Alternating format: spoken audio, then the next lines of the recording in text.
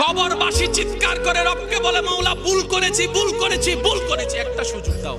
আবার দুনিয়ায় যাব মাওলা, হাজার ব্যবসা থাকুক আমি নামাজ ছাড়বো না, হাজার চাকরি থাকুক আমি নামাজ ছাড়বো না, মাওলা একটা সুযোগ দাও, একটা সুযোগ দাও, একটা সুযোগ দাও।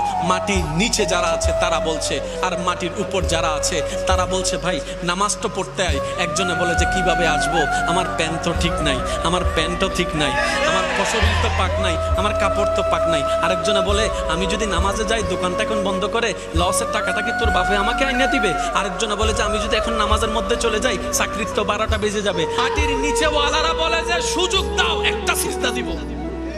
আর মাটির উপরে যারা আছে তারা হাজার বার মুয়াজ্জিন ডাক দেয়, হাইয়া আলাস সালাহ, হাইয়া আলাল ফালাহ। কোনো খবর? আফসোস আমাদের জন্য।